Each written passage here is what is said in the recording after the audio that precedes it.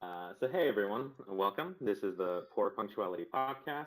My name is Kapitank, and we're going to be talking about some stuff today. Hope you guys think it's pretty cool. Do y'all want to say anything? Sure, let's introduce ourselves. Hi, I'm Gemma and I'm Australian Awesome. and it's 11 p.m.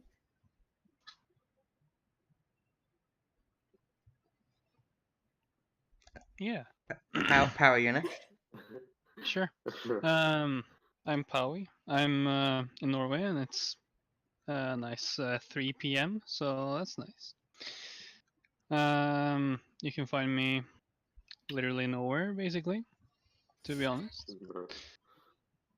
Yeah.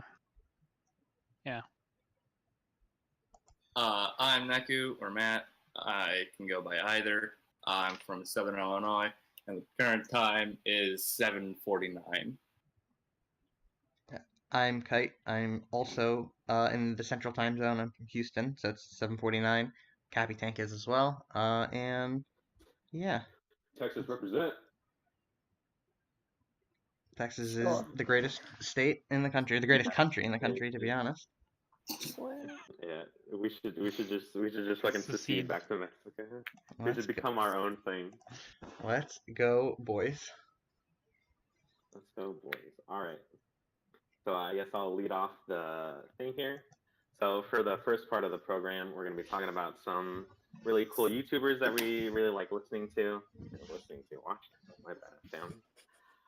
So I'll start things off. One of the channels that I really like listening to, the channel is called Techmoan. At the beginning of the channel, the host who would usually talk about like dash cams and like cameras, he would review those and kind of like newer technology. Over time, he kind of started sprinkling in stuff about like retro audio equipment, which I thought was really interesting. So now it's kind of transformed, and usually what he talks about now is like retro audio equipment. Like he'll talk about like turntables and like 8-track players, which I think is really interesting because he takes them apart, shows people like how they work. He talks about the history of the technology, why it failed, which usually has to do with some like contemporary thing or whatever, some other contemporary format. And I'll pretty much just talk about like some really obscure audio stuff, which I think is really interesting. So the That YouTube sounds name is cool. Techmon. Yeah, That fits with your interests, I think. I think that's cool. yeah. I don't know them specifically, but yeah, it sounds cool. And I assume we'll link everyone's channels like in the VOD if it ever, Mhm. if slash when it ever gets made. So yeah, Yes, Yeah. I'm happy to do it if I have time. okay. And then who's Or next? I guess. Oh, it's me. Okay, Would it be? so Okay. for my first YouTuber, I am going to shout out Drew Gooden, who used to be a Viner. He did the Road Work Ahead Vine, but he's grown his YouTube channel and now he does like pop culture, social media, internet analysis videos. And he did a recent video where he analyzed how to revive a show, Arrested Development versus Community, which is one of my favorite shows. He's like really funny and he's very self-aware. I think he's very clever. And the things he has to say is actually interesting. And it's analysis videos whilst actually being like really funny and like personable. And I actually like am interested in what he has to say about like the internet and random things. Like he did one on if relatable memes is like the death of comedy, and he did one about like bad Fortnite channels where they just like rip content from other people. Yeah, Drew's really interesting if you're into internet culture and people who rant about things. Yeah, he's someone I actually do watch. I like Drew a decent amount. He's funny and yeah, it is pretty much internet pop culture stuff. Usually from a lens of like, isn't this absurdist? Isn't this dumb? But sometimes it's positive too. Yeah. I've watched a few of his videos. I haven't subscribed to him, and instead, like they were kind of just like random videos, like at separate times. I didn't know that he was the one who did the Arrested Development and Community one as to how to revive a series. I didn't know he did that one. Yeah, it was because like that was a really good video. He's got another one that's similar where he talks about like the jokes and how they're written differently in Friends versus The Office, which is also very good and similar to the Community versus Arrested Development one. Yeah, I have seen that one. I haven't seen the Community Arrested Development one yet. It's good. I'll watch it eventually, TM. Cool. See one day. Yeah. Powie? Yeah. So my first YouTuber is Michael Reeves. So Michael Reeves makes a lot of really stupid inventions, mainly for the memes. Also, yeah, I don't really have a lot of super serious YouTubers on my lists. That's okay. So, yeah, no, he builds stuff and programs everything himself. 3D prints most of the parts. He's made basically a BB gun which shoots him every time he takes damage in a video game, or basically created a gun that shoots dildos using confetti cannons. Wow. Nice name. That one was one of my more favorites. Yeah, the dab video is among the better ones too, where he puts a bunch of electrodes on himself and shocks it in a very specific way to force himself to dab, or whoever's in it to dab. That's a funny one. Oh, I've seen that. Yeah, Oh, he's good. He's really good. I mean, the inventions are really Yes. dumb, but yeah, they're funny. I think probably one of my more favorite videos because it was the first one that I watched. It was him making the fucking like energy shoot or like energy drink cannon or whatever that would like whenever since that he was falling asleep it would fucking squirt him in the eyes. Yeah, that one did not work very well. Oh, it worked really well. Yeah. He didn't know proper like he didn't know how pressure worked, and so he kind of just set it at like a random psi, and I think he started it at 40 psi, which is a lot for a condensed energy drink shooter. Yeah, that's one I've seen. He's someone that I'm subscribed to, but like when a new video comes out, it's just like a complete coin toss if I end up actually bothering to watch it. But like the ones I do are pretty consistently funny, so I don't know. It's something I have to like actually decide to dig through his channel one day and like watch everything. Yeah, I really enjoy that kind of just building stupid shit for no reason. Yeah, So Oh, hell yeah. and for people who actually care, he like shows the coding for a bit too, right? Yeah. like briefly before he says that that's just nerd shit and goes on. Yeah. Neku, I guess. My first YouTuber that I'm gonna show out is gonna be Captain Christian, and he typically tends to upload whenever he feels like. Kite, who is also a fan, knows that we waited quite a while for one video. I think it was near a year for him to finally upload his first video of 2018. And he typically goes in detail, like explaining one particular topic, anything from an individual artist to like an aspect of, say, like sound design behind a movie, or like how something works in something that he finds interesting. And that's one thing that like I actually I tend to enjoy is like videos that tend to show appreciation for a topic. That's why I really enjoy video essays. And I think like one thing that sets him apart from other YouTubers who do video essays is his editing style, which is absolutely seamless and goddamn just fascinating to watch, like on every single level. On top of that, the music that he tends to put in the background as a form of ambient noise is really soothing. It's something that is meant to like help maintain like the relaxed feeling of the entire video as a whole, and it's complemented by his rather monotone voice, but still a voice that conveys every bit of information that he wants to get across, but isn't so monotone to the point where it just feels like it's droning. And that's why I tend to enjoy his videos a lot. Yeah, the phrase he has on his channel that I think like fixed is it's like isn't it like visual love letters to my favorite things or something? And that's pretty much what it is. It's just him, gushing. It's literally just it's basically what we're doing right now, except he does that with like pieces of media rather than individual YouTubers, right?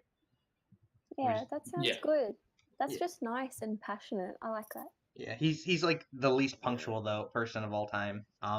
He made a tweet like at the start of the year saying he was gonna make like 28 videos this year or something, and he's made one. So Wow. yeah, What a he's troll. and there's been plenty of times where he's been like, there's like gonna be 2 videos this month or 3 videos this month, and then usually it's 1 or 0. So that's it. That's a yikers. But aside from that, he's great. It's gonna be a very yikes for me, dog. Yeah, we're the Poor Punctuality Podcast, but at least like we're gonna try to at least deliver on the day that we want to set out to do a podcast and not wait 10 fucking months. Well, we're beating him in content so far. This is like technically 2. That's true. Shit. Yeah. That's We true. should call him the podcast and we can talk shit about him. I'd never talk shit to his face. He's like an idol of mine. But in terms of how like yeah, his videos are like actually among my favorite. Like mild spoiler just from what I don't have on my list, but like CGP Grey is someone that like it's really tempting to put on any list like this, but like his incredibly erratic upload schedule made it so I decided against it. But yeah, I mean he's like Captain Kristen and Gray are like god tier YouTubers. They're just gods that don't bother to grace the plebs with their presence very often.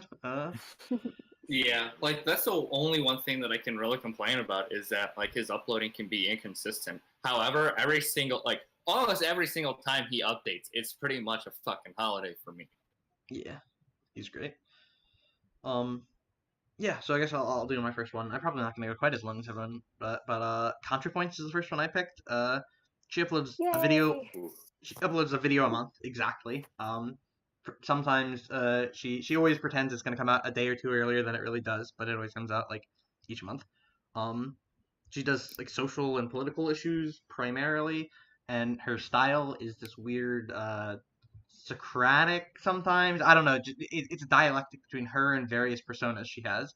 And each persona is playing like a different ideological position, and then it's usually just a discussion or sometimes an argument, sometimes like interview even with a third persona between them talking about whatever the issue of the day is. And a lot of times there's a slant of like what the right answer is, but sometimes there just is no right answer, and it's sort of left up to interpretation for you to pick like who you think you agree the most with. And then you. Oh, sorry. I was just gonna say I like really enjoy her. I think she's fantastic for people who are starting to get into politics, and specifically like if you're into the internet. And also if you skew more to the left, she's really good for going like deep in leftist issues as well. Yeah, she definitely approaches it from that angle. Yeah, I mostly know her from when she's talked to Destiny and stuff. Yeah, she seems really good. Yeah, that's actually how I found her too. Was she had a discussion with Destiny, and then like another 1 or 2 at different points. And then I checked out her channel, and it was really good. Yeah, high production value as well, I think. Yeah, it's definitely very. It's like a very her style too. Like no one else really does videos that are similar, and I don't think this is even like a YouTube thing where you can say like, well, yeah, no one does stuff like this on YouTube, but if you go to like TV or movies or whatever, you can see stuff like this. It's like maybe low budget like art house or not art house, like short movies for college have had stuff similar to this or whatever, right? But this has never been like a thing that's been a widespread style. And then final little thing, I kept some like intro videos for people if anyone thinks, oh, this sounds maybe interesting, but I'm not sure where to start. If you want like an economics based one, there's What's Wrong with Capitalism Part 1. There's like a Part 2 obviously, but that's a good place to start. On social issues, she has a video called America Still Racist that is really good. It's basically talking about what happened in Baltimore with oh god, I'm blanking on the guy's name. Michael, I can't remember his last name. When he was like killed by a cop. And the riots that took place, and then like why everything is still so bad with race relations in America. And then the final one is like she talks about specific internet communities sometimes, and she has one on incels that people mostly, including the incel community, actually seems to think is like a fairly good breakdown of like what they are, what their modus operandi is, and like how they work. She's also very likable, I think. Yeah, that's like another little thing that like pretty consistently her videos get posted on like right wing subreddits. I spend a lot of time on Reddit, obviously. And like they almost consistently are like, I don't agree with her, but I really like her. So like the upvoted comments are very consistently praising her, even if they don't agree with her point, even on like ideological places that are completely opposed to her. Yeah. Good stuff. So, amazing transition. My next channel is about food because I really like cooking. I love cooking and I love watching recipe videos. And hands down, by far, shut the phone. The best one is Food Wishes. The host, Chef John, he's really passionate. You can tell he's really passionate about like his like cooking career. He's a professional chef. And whenever I'm looking for like a recipe video to do, or like even just to like binge watch like videos while I'm like mindlessly doing nothing, his videos are really cool. They're really informative. His voice is really like charming and like soothing. You can like listen to it while doing other things, and you'll be like, "This is awesome. I like this." Like I think a few days ago, he posted a recipe for tortillere, a meat pie, and it honestly looks like the best thing that mankind has achieved so far. So I'll definitely find some time to do that. I like cooking. I haven't really mastered anything, but I always like testing stuff out, seeing what I'm capable of. So yeah, I really like that. If you really like cooking or watching recipe videos just to binge or to like absorb the information, I definitely suggest Food Wishes. Chef John's amazing. He's a really cool content creator. And yeah, you should check him out. That sounds great. I love food channels so much. Yeah. Oh, I like I it. think you It's gotta like, check that out. yeah, Sorry. it's like, I think watching people cook is easier to me than reading a recipe. And then it's like also fun because you get to see like their personalities and like the artistry of the dish. Yeah. Yeah, love it. That sounds great. Yeah. Yeah. Sound Okay. interesting. I also appreciate you mentioning the whole good to listen to without watching, because I do that with YouTube a lot. Where I listen. I think ContraPoints to go back for half a second, and you guys can go back to yours too. Contra is not someone who's good to listen to but not watch, because the different characters, while they have different voices, it's sometimes hard to catch like who's who when you're just listening. Oh yeah. I think Drew's okay to watch and not, I mean, listen to and not watch. It depends on the video. Yeah, I'd agree. I'd say Michael Reeves isn't, but Powie, what do you think? Well, yeah, a lot of it's visual. You need to kind of see the thing he's making before you can, laugh at it, because you don't really know what's going on Yeah. if you don't see it. That makes sense. Yeah. With Captain Christian, because like it's a video essay style, technically you can, but I still highly recommend watching it, like just for his editing style. For him, I feel like it's a case by case basis. Especially like I'll listen to him the second time through, and I feel like I'll get most of the same stuff. But like you need to see the visuals at least sometimes. Like the last video he made was about animation. It's like you can't really see what he's talking about if you're not watching it, right? So some of them work, some of them don't. Sort of hit or miss. Yeah. Okay. Should I do my second one? Yeah. Okay. So I don't think this will be appealing to any of you. It's much more of a like girl thing, but I think she's really interesting. Her name is Joanna Sedia, and I found her like a month ago, and she had 10,000 subscribers. And a week later, she had 200,000, and the week later, 500,000, and now she has 1 million. She blew up super fast. And the interesting thing about her videos is that she's just like some 17-year-old high school girl in Canada, but all of her videos were made before she had like 5 subscribers. So they're like extremely authentic, really low quality editing and filming. Like it's just on her iPhone, and then she uses really shitty iMovie effects. But like that's what makes it so funny, because it's real. Like she's just being herself, and like she's a self-taught painter and she's an athlete. So like she just like she does like recreations of people's paintings, and she paints herself at one point, and she's just like really genuine. I really appreciate like how she makes videos and how she connects to her at the time like 15 people who were watching her. Like I've never seen a more authentic video or YouTube channel like in my life. It's like watching someone's videos that they made and never put them up on the internet because they were like just too for themselves. Like she's clearly doing it just because she really enjoys it. So my favorite video of hers is she did this thing where she made fun of YouTuber merch. So she bought a whole bunch of fabric and just made it all herself and was like, okay, this is costing you $40, but you could make it yourself for like 6, and it takes like 2 minutes. So that was interesting. But she's just like really authentic and like an interesting piece of like YouTube history, I guess, because she's so like not what current YouTube popularity is like. She's just very normal and very real and down to earth. Yeah, that sounds. I mean, that sounds like what kind of brought people to YouTube in the first place, right? It's the idea of having It is people. really like a trip back to like 2007. It's really interesting. It also sort of reminds me of people in here use Reddit a lot. Do you guys remember like the dinosaur kid? There's that the kid who played with his dinosaurs. There's a kid who had a bunch of little dinosaur toys and he'd like play with them, and it just like randomly blew up on YouTube. And I think he still makes videos, and he gets like a decent number of views now. And it's just a little kid really excited about his new dinosaur toys, and then sometimes he plays with them and like sets them up in interesting ways or whatever, right? Like I only watched a couple of videos, but it's endearing, right? Like he's like 7. Yeah. He's not like 17. He's like 7, but yeah. No. She's like self-aware It's and wholesome. stuff, but yeah. Yes. Yeah, I just think she's really and talented. also No, you do.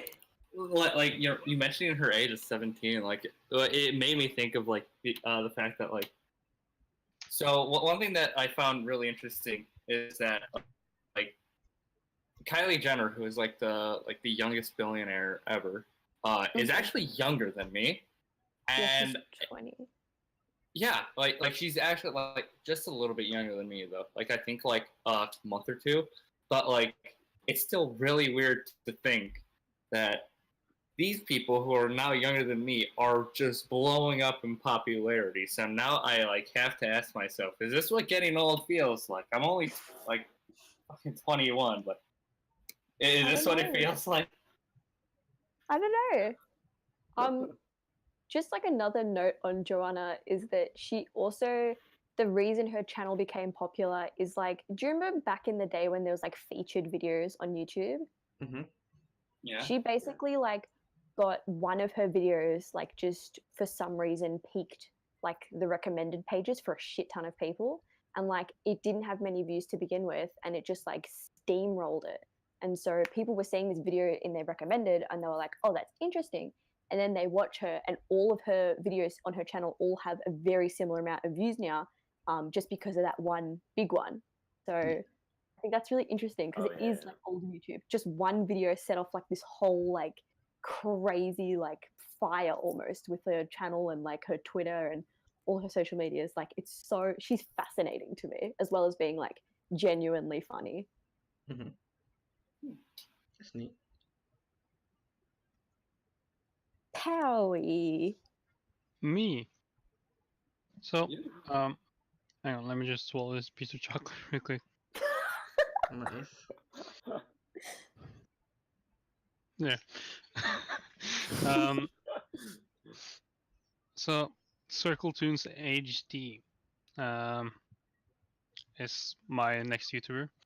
He basically makes really simple kind of cartoons. They're not animations in like the traditional sense. He does this really stupid and funny thing where he just kind of films the screen while using and just moving around the various drawings he has, which sounds really dumb when I say it out loud. But they're surprisingly high quality for how shitty they are in a way. Yeah.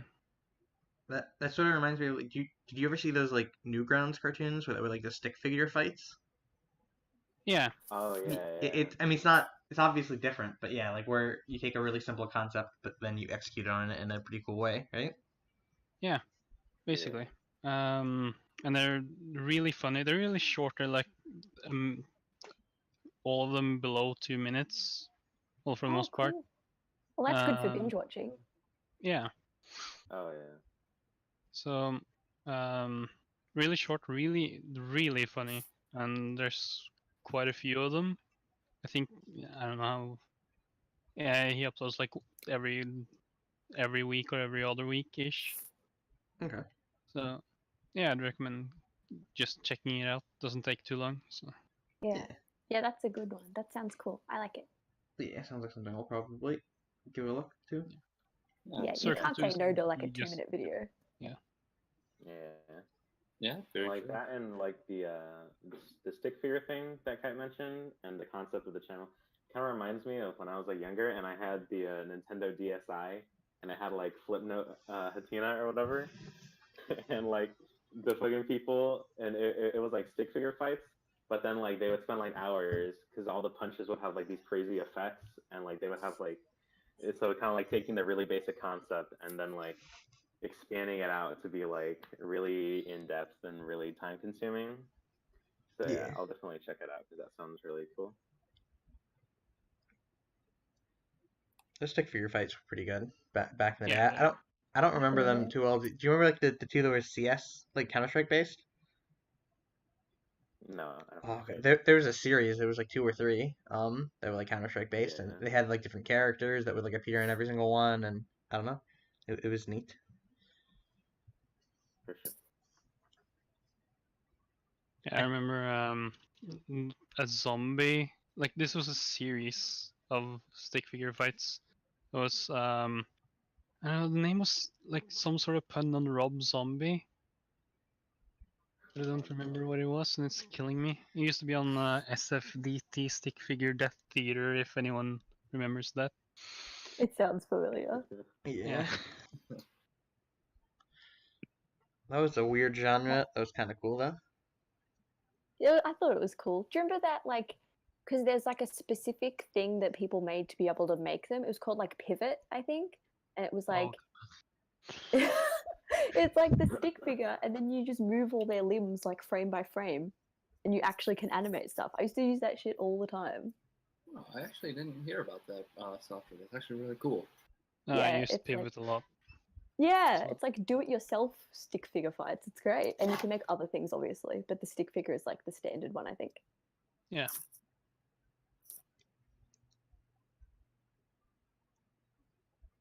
Well, that's neat. Neku, yeah, you wanna go? So my second one, and I'm looking through the ones that I selected, and I just want to say this now.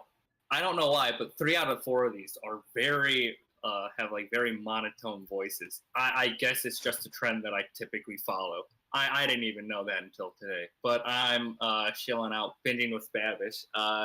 There's also a cooking channel similar to what Cappy recommended. But like similar to Cappy also, like his videos are like really well produced, and he focuses it all entirely around making dishes from like TV shows, movies, sometimes games and anime, and he tries to make it like first as closely as he can to how it was described in whatever medium that it was lifted from, and if it turns out to be completely disastrous, which it usually does, he tries to take his own or he tries to make his own twist on it, and that's something that I find interesting because it always like it shows the ever prevailing philosophy in cooking that like everything can always be improved, always. And he, his production quality is really goddamn high. Like, honestly, with like how long he's been doing it, and like ever since the beginning, like his production quality has always been high and has always like remained at that consistent quality. So every single video that he releases is always going to be at least as good as the last one. Like even if you aren't totally interested in like the media or the food that he's making for the episode, it's still going to be made just as well. And that's one thing that I really enjoy about his videos, because it allows me to like throw like or just binging with Babish. And the thing that I really enjoy about it is that, similar to how Kevin described it, like it's something that you very easily could just have going on in the background. And I think for some reason I think the monotone voice like helps like maintain that ability to listen to it consistently. I don't know why. I could probably hypothesize, but I don't really want to because I just woke up. But I still highly recommend watching his videos. Like if I were to recommend any particular one, I would easily have to say that his making of the Krabby Patty from SpongeBob was a really, really well handled one, and is honestly a really fucking good video to watch. Yeah, he's actually someone I watch like on and off. I think his videos are like really interesting. I discovered him through like Bon Appetit, which is like a really good cooking channel, and they do like interviews with like YouTube chef celebrities, I guess. But yeah, I really like him. I think he's great, and like I think his videos are really fun, and his cooking ability like is really good too. So it's like, I don't know, yeah, basically what you said. It's just like fun and like also interesting. And if you've ever like seen a TV show and be like, oh, I bet that would have been really good, it's like the real life version of that. I think he had a collab with Sean Evans from Hot Ones once, so I saw him from there. That's the only time I think I've seen him. So maybe I'll give him an actual check out at some point. Yeah, I don't know like what his professional credential as a chef. I don't know that. Is Neku and, like lagging really bad? Is that me? Yeah, I was Yeah, wondering. he's lagging. Okay. Oh, Well, let me. I'll just start mine, and we can maybe, if you have anything else you need to say about him, you can on the next go around. But yeah, All right, yeah. so yeah, this one I don't think anyone here will be super interested in, but it's John Boyce, or SB Nation. John Boyce spelled Bois. He makes sports videos primarily. I have no idea what his upload schedule is, but he has a series, and this is the only series I particularly care about, called Kinda Good, and it's not always related to sports, but it usually is. And he just takes some small story within the bigger sport, and talks about it for 20-30 minutes, and like he goes really in depth on one thing. His editing is amazing. There's like visuals constantly going on, giving you like more information about the like specific topic. And then he also has like no one here will know, but if anyone's ever heard the term scoregami, he came up with that, and it's basically in American football, the way you score points is in kind of weird chunks, which is like 7s, 3s, and 2s primarily. So the number, like, you can get really weird scores that have never happened before, and they even now, like after 50, 60 years of it happening, there are still scores happening that have never happened before. So it's like whenever one of those scores is hit, it's called a scoregami. And yeah, like I'd heard about that on Reddit before I ever found his video, and then I figured out he came up with the term. But yeah, it's really good. If you don't care about sports at all, he has one called Larry Walters and the Flying Lawn Chair. Or sorry, Larry Walters has a flying lawn chair and a BB gun, and that's what it sounds like. Some guy put a bunch of balloons on his lawn chair and just like flew up, and it was mostly successful. And you could hear the whole story, like how he came to decide to do that, how the actual flight went, etc. Right? And then for actual sports related ones, he has a baseball one called Pretty Good Episode 3, Lonnie Smith, where he talks about a baseball player who ended up winning the World Series with like 3 different teams in like 5 years, and he just had like a crazy life.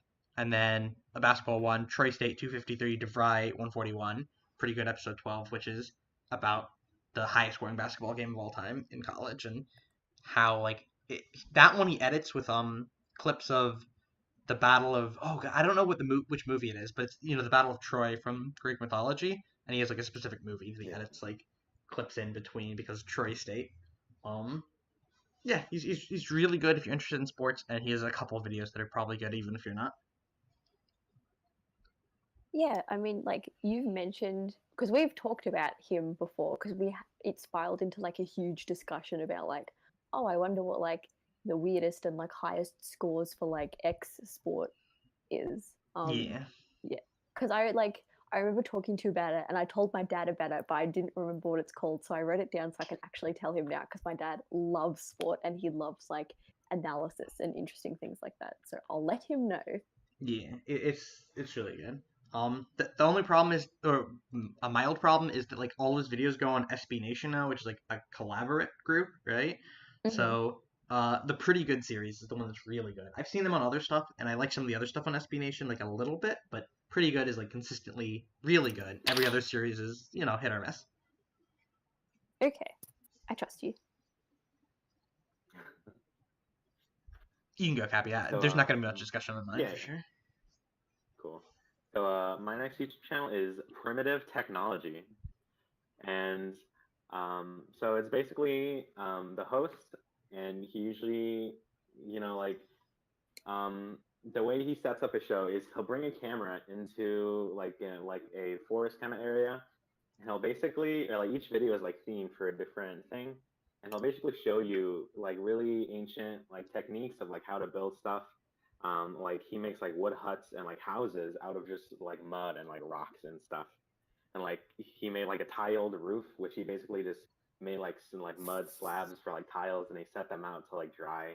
And he made like the walls out of like mud. And it's really interesting to see how like modern some of the stuff, or like some of the like architecture techniques and stuff. And like he'll make stuff like bow and arrows with like wood, like, or like bamboo and like twine or whatever.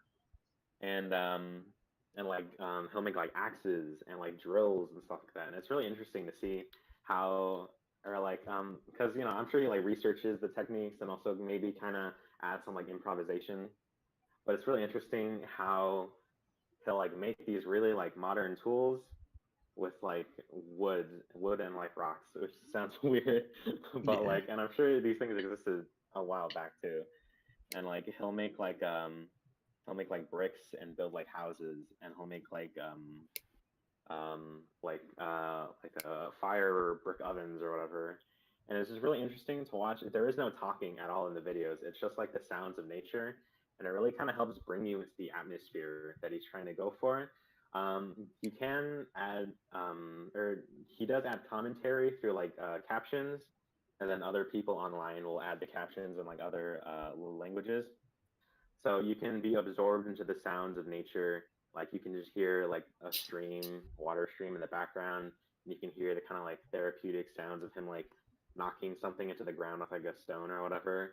And then you can just read the captions, and the captions are pretty much just like what he's doing, or like the captions will be like, oh, I'm going to be knocking these things into the ground 20 centimeters for like the perimeter of my mud house.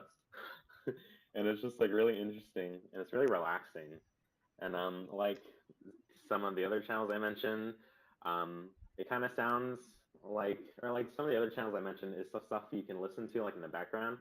But if you wanted to look at primitive technology, I really recommend like actually like focusing on it. Maybe put on the captions if you want. But it's really relaxing to listen to. Kind of brings you into nature, and also you kind of learn a little bit about like architecture and like how that stuff works with like mud and stuff.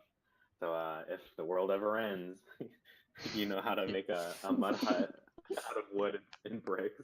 I mean, nature sounds were the original ASMR. I'm pretty sure. Like I know CDs exist, but you can just listen to them, right? So. Oh yeah, for sure, yeah. Yeah, actually, one thing. Oh, go on. Yeah, I watched a few of his videos, specifically the one where he makes a bunch of mud bricks, and a few of the others.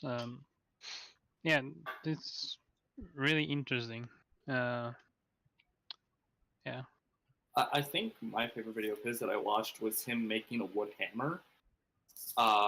which involved him like pretty much rerouting like a stream to provide water to like give an pretty much make an automatic camera that had like enough force to destroy almost anything while like very slowly deteriorating itself. So like it had a long sustainability for it, and it was just really interesting to watch. Yeah, that one was really nice. Yeah, I've never watched him, but he consistently comes up on like everyone's like new favorite YouTubers, and like I always see him like be credited's not the right word, but you know what I mean, like celebrated. Like people really like him, and they like he's recommended to me and other people like all the time. Like whenever there's like a thread on like Reddit or like Tumblr or anything where it's like, who's your favorite YouTuber right now? They're always like, oh, Primitive Technology. So like definitely high on my list because it seems like a very like big, like everyone loves it who watches it.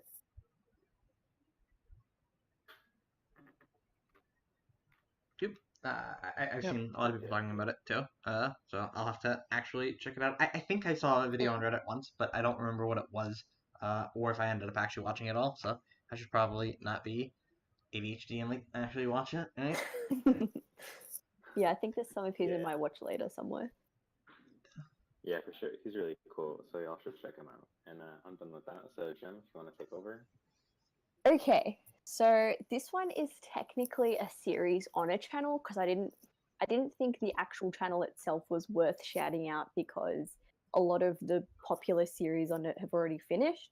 But popular video game news website Polygon, their YouTube channel is fantastic, but I'm specifically going to shout out this series they have called Monster Factory, which is made by two of the McElroy brothers who are like the best podcasters to ever exist. I think they have about 8 podcasts altogether. So Monster Factory is these two brothers, and what they do is they go into character creators in games and they just try to make the most horrific abominations they can possibly make. They've done Bloodborne, Dark Souls, Fallout, Skyrim, The Me Maker, Saints Row the Third, a golf game for the PS4. Like they'll take like anything and just try and make like, it doesn't necessarily have to be ugly. It just has to be really fucking weird looking. And they like give them a full name and a backstory, and then they play the game for like 15 to 20 minutes and like go through their story as they're like playing the game. It's just like legitimately really funny. Like that's it. It just like Monster Factory is like, if I'm sad, I'll go watch Monster Factory because it's like consistently really funny. It's really funny on like every rewatch. Every game they've done has like left me in tears or like my stomach hurting at some point. I think it's like a really creative idea for a video series, but pretty much anything the McElroys have touched on Polygon is pure gold. But Monster Factory, I think, is consistently the best one and is the only McElroy series that is still ongoing on that channel. Yeah, I don't know. It's just like really creative, funny videos with games you probably like, making things you didn't know were possible in character creators. Do you know the streamer Lyric at all? Mm-mm. Okay, because that's something that people have mentioned for him is that he's like he just has a knack for making ridiculously ugly characters if there's a character creator, and it's not like I think he's intentionally doing it, but yeah, like it sounds similar. Where like every time he plays a game with a character creator, his character ends up being like the most ugly, abomination you could expect. He doesn't make a backstory or anything for it, so he doesn't go as in depth, but like he's they're really... just like past the character creator, like the rest of the video is just like genuinely like hilarious. I know with Bethesda they tend to whip out like some of the mods and like game like I don't know, like editing the game. I don't know what to call it. I want to say God mode is the correct thing. Yeah, but like they'll just do like crazy shit in the Bethesda games. They're a little more chill when they do like Nintendo or anything like Dark Soulsy. But like the character creator's like funny, and obviously that's like the whole point of the video. But I mean the Fallout one, there's 3 parts. It's really long. I think they're 45 minutes per part. But the character creator's only like maybe 15 to 20 minutes, and the actual funny just comes from like, I mean, they're like professional comedians and they're professional podcasters. It's their job to like bounce off each other super duper well. So they're just hysterical. I don't know what else to say. And they're the least offensive people I've ever listened to in my life, and they crack me up like every single time I listen or watch to them. So yeah, Monster Factory, good series on Polygon. So like speaking of the McElroy brothers, honestly, I just think they're fucking wonderful. They're so lovely. And my personal favorite series to watch from them on Polygon is when Griffin was playing through Skyrim with somebody, and every single episode he would add more mods to it, to the point where like it would just be overloaded with mods, and it would just be this chaotic mess. And they would always like, oh, go on. I was just going to tell you what it's called. It's called Touch the Skyrim. Yeah. And I love the fact that like they actually really do go in depth with the character and like giving a backstory to it, and like even if it's like the most ridiculous thing, like it's still something that like they can just easily roll with and keep going and continuously to make entertaining. They are the gods of improv with like video games. They are so funny and so smart, and I think the most wholesome humor I've ever come across. Like never a bad time. Okay, I'm done. Powie. Yeah. Yeah, next up I have the Quentin reviews. And the name isn't really that accurate anymore because he very rarely actually does reviews anymore. Yeah, he does like movie reviews for a lot of really bad movies and some better, more recent ones. But I think his most interesting series right now is Fallen Titans, where he goes through like YouTubers who used to be big and what happened to them, where are they now, what can we learn from, them not existing anymore. Mm-hmm. And he also talks a lot about various trends and stuff, and just generally has a lot of very interesting insight and stuff. He has a very deadpan humor and is kind of low-ish energy, kind of not like super drowsy or whatever, just not very high tempo or anything. Yeah. No, I think his videos are really good. They're usually well researched, and he puts a lot of work into them, and it's pretty decent to listen to, just like without the video as well. I usually do that. Yeah, I think that's. I think I've seen a video or two of his. It sounds like he sort of. Do you remember Gamer from Mars? Yeah, he did the video on him. Yeah. Yeah, he sort of took over the mantle. I feel like, because Gamer from Mars. I don't think Gamer from Mars was very good. I think Quentin Reviews is a better version of him.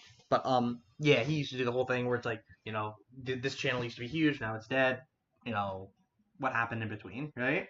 And then Quentin Reviews. Then he also stopped making videos, I think, too, or like he got smaller somehow. And yeah, Quentin Reviews, I feel like, is a version of him that isn't just like fully tabloidy / low effort. So I like him. Yeah. And also did make a video shitting on Gamer from Mars.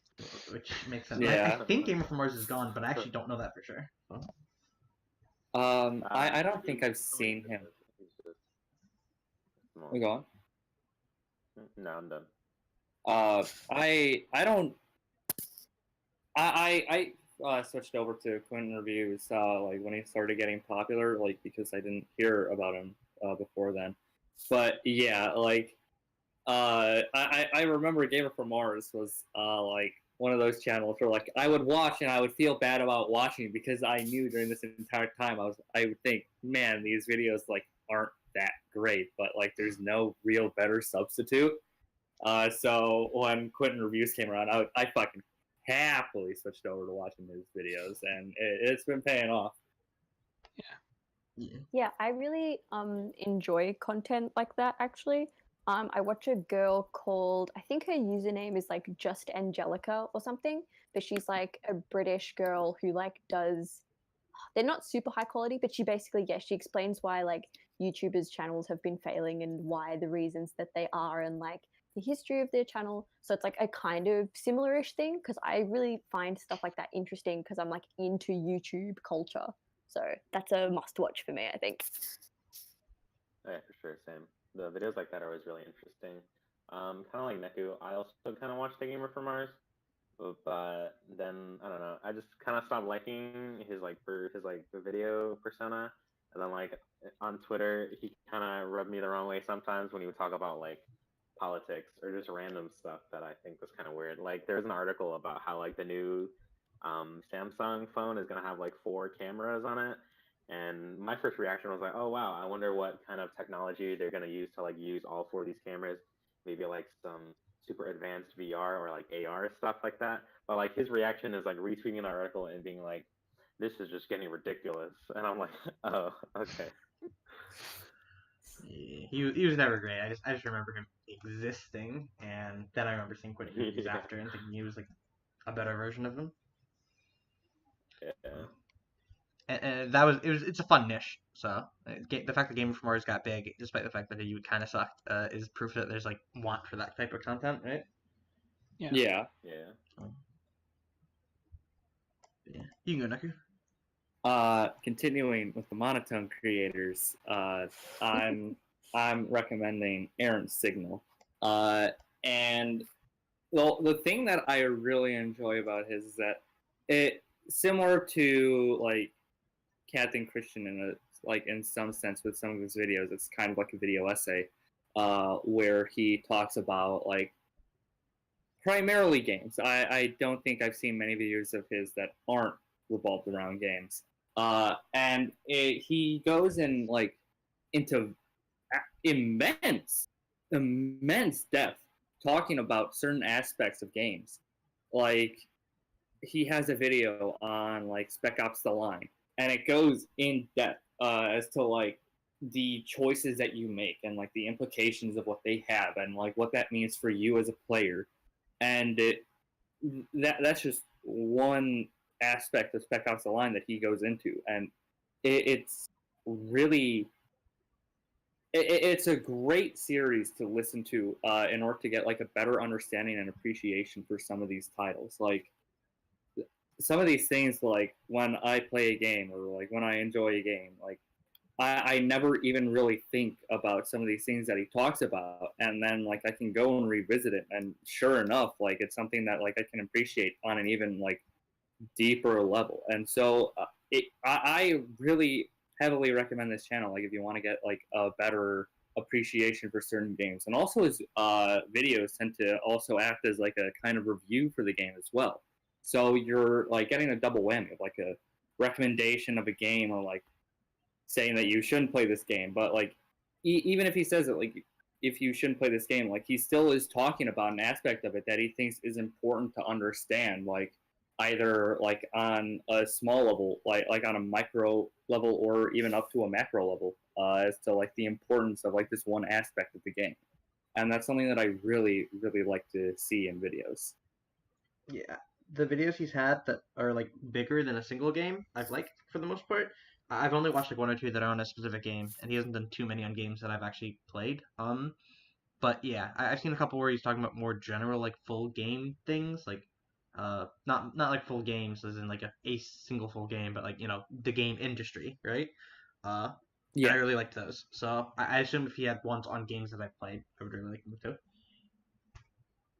Yeah, and plus like they're relatively long videos. Like they're like anywhere from like 12 minutes to like 20 or even more.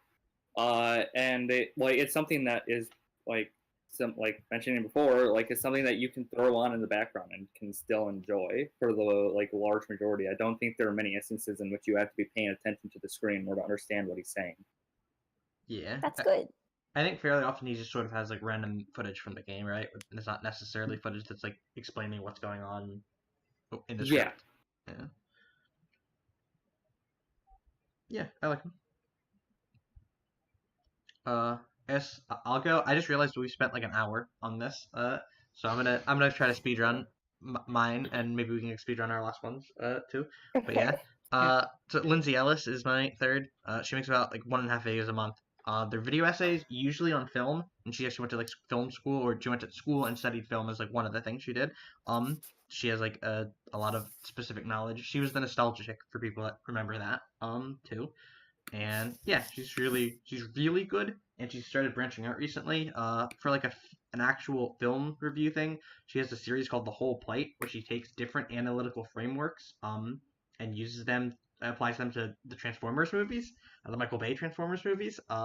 So that's like pretty interesting. She'll have like one where she's looking at it like feminist critique, one of it where it's like I don't know, it's just different ones, auteur theory, like a bunch of different like academic frameworks, right? And then she has like a meta-analysis of YouTube called YouTube Manufacturing Authenticity for Fun and Profit that I think is like an incredible video. Like, no matter how little you care about any other thing she makes, I think everyone should watch that video that likes YouTube in a general sense, right? Because hmm it just sort of points out a lot of like meta things about YouTube. Yeah, For I've sure. heard lots about her. She sounds great. Yeah, she's also left-leaning, which is nice, but you know, that's neither here nor there. Most of her videos are not political Neither. related, but yeah. Yeah. Are you good? Yeah, you go, Cappy. Okay. So when it comes to playing video games, I wouldn't say I prefer, but I definitely spend most of my time playing like retro games because I'm like a hipster or whatever. So just to mention my one like retro themed channel, I really like GameStack. They're based in Denver, Colorado, which isn't relevant, but I used to live there, so whatever. And the way their show works is every other Sunday they have a theme for the video. Like it'll be games with massive replayability, or like games that are like exclusive to Japan. And the two hosts will pick a small handful of games, and they'll spend a little bit of time talking about them.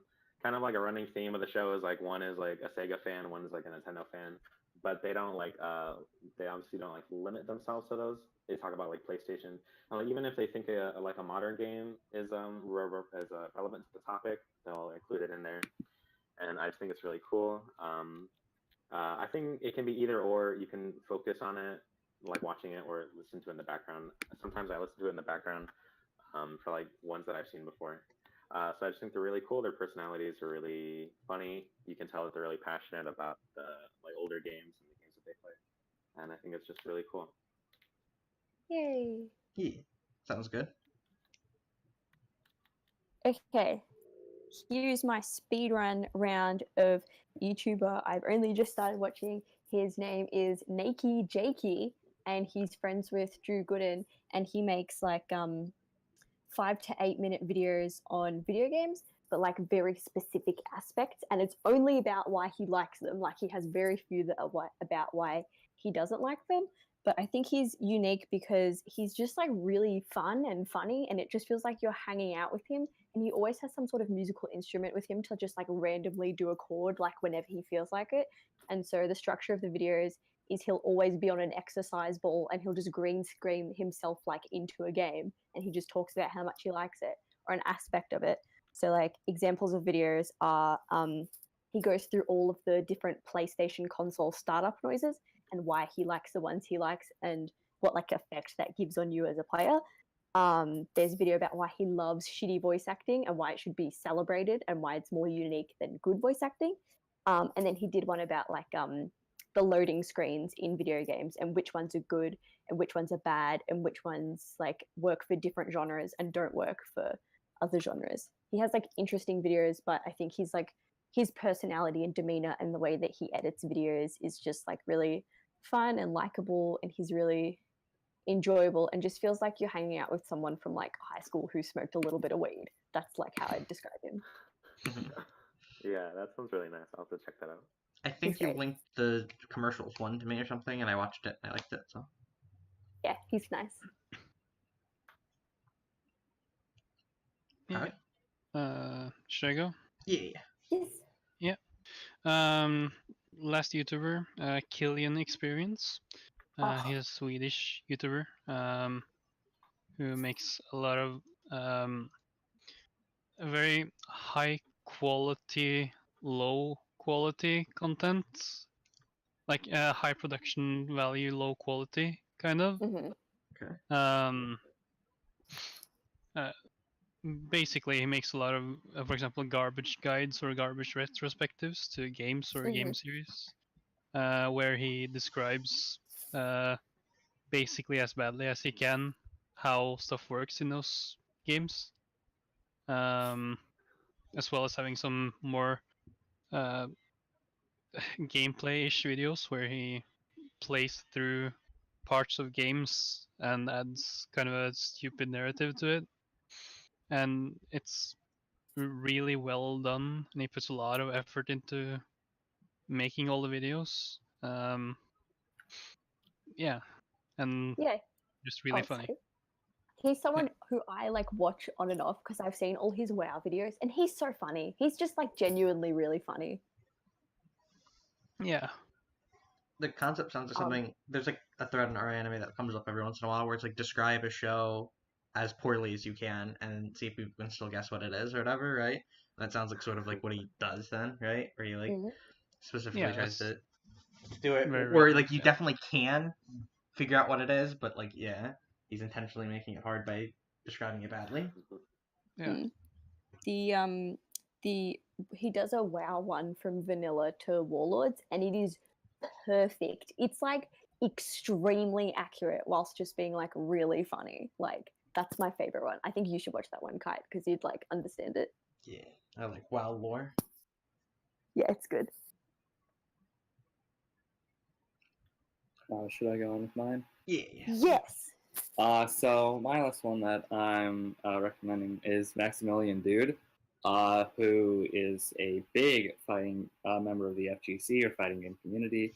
And his videos range from anything to just playing online matches to looking at previews for characters in fighting games or talking about in-depth discussions about fighting games and like maybe what aspect of a game like needs to be worked on or like what works and what doesn't work for a particular game and why it doesn't work. He's somebody who has this large, I guess, basin of knowledge for fighting games, and that helps separate him from a lot of other fighting game, I guess, personalities on YouTube because he can talk shop on almost any and every fighting game that exists, and that's allows for like a large diversity of videos. So like if you enjoy Dragon Ball Fighters and Street Fighter V, but maybe you don't enjoy Mortal Kombat or like SNK, then he will still have videos for you to thoroughly enjoy. And I like that. He's someone who basically tries everything and sticks to only a few, but like he'll at least have like a couple weeks worth of videos for any new fighting game that comes out that's like semi-big. Yeah. Yeah, I just checked and he's in my watch later. I was like, I think I know that name. And there's like 5 of his videos in my watch later. Feels good. And plus, like, so this is also the only recommendation on all 4 of mine that is not monotone in any regard. Wow. In fact, like, he really emotes himself well and like feels really, really genuine in all of his reactions. Yeah. He's someone that most people in the FGC like for the most part, even if he doesn't like go to tournaments or anything that much anymore. He's just like he actually has passion for it, obviously. He's not just like doing it for the money. Yeah. And then I'll do my last one, I guess. So Tierzu is amazing. They make 2 videos a month. I think edutainment is like the word that exists that describes it, where it's like it's educational, but it's supposed to be entertaining, and that's what it is. He basically just does videos where he uses competitive game terms like tier lists and matchups and whatever to describe animals in real life, and describe like why some of them thrive, why some of them flounder, etc. And he'll talk about the animals that are actually alive now and how they're doing versus animals that like used to exist and like how good they were at the time. He'll talk about like different eras, like I can't remember the name, but there's like some era where like there was a lot more oxygen on the earth and like what that meant for things, and that means everything's bigger basically. So like we had like huge insects and stuff, and he described how that affected everyone else because the oxygen, like some animals use oxygen, I think in different ways. So, like some of them thrived a lot, some of them had to be really, really small to try to avoid things that were really, really big, right? Yeah, he's just really interesting. And then he has, full tier lists for certain types. So, like, he's a cat tier list, and a lot of people like cats, where he talks about, which are the big cats and small cats, or which of the big cats are, good versus bad. And then he has a specific one where he just talks about, like, house cats versus house dogs, and, like, the pros and cons of both, evolutionarily. Yeah, so he's good. I don't think there's not really any video that I would say, like, you should start on this one. They're pretty much all, like, equally accessible. I've just seen his Australia one. Yeah, there's one That there. got pretty viral here. Yeah, makes sense. He's only started, like, fairly recently too. And he just went viral, like, right away. I think he's an actual zoologist. I assume he has a degree. I don't think he's ever talked about that specifically. But yeah, like, That's cool. he is, like, in his description of his channel, it's pretty much like, he openly admits, like, I'm just trying to get people into zoology, and this I thought was, like, a fun way to try to get people interested. So I think he's actually a biologist. I think he might also, like, he obviously does have a lot of information on like zoology, but I think he actually describes himself as a biologist. that in one of his definitely might be videos. true. That definitely might be true. I'm actually gonna look at the channel real quick to see if I can find the little description thing that I found. But yeah, he definitely, in the description, he definitely did not call himself directly a zoologist, I don't think, or he didn't describe his credentials directly.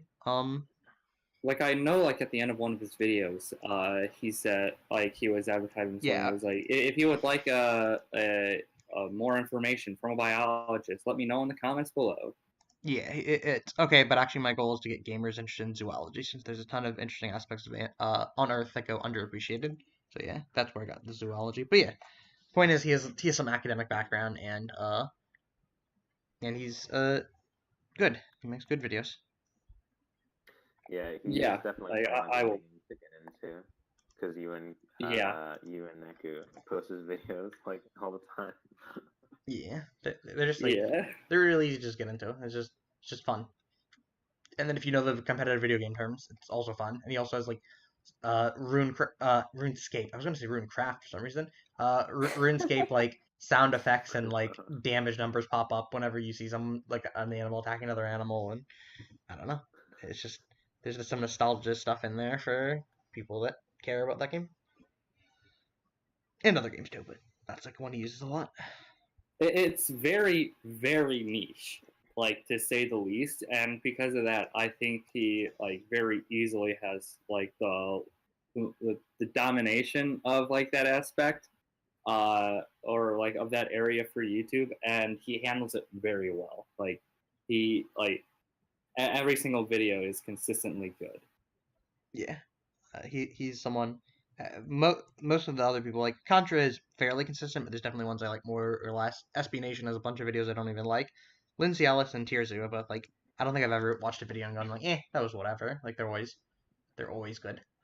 ContraPoints is the highest highs of all of them, probably, but also the lows aren't super low, but there's definitely ones that I'm just not quite as into. Yeah, I think everyone who I picked has no lows, unless you count, like, the other content on Polygon apart from Monster Factory. All of Nakey Jakey's videos are good. All of Joanna's are great, and Drew had one video recently that I disagreed with, but it was still, like, a good video. Yeah. Yeah. He just said that, like, complaining about things was bad, and I was like, no, it's not. His entire YouTube channel's doing that. Sorry, you go ahead. Yeah. For mine, Circle Tunes HD and Killing Experience have very consistently just good content all throughout.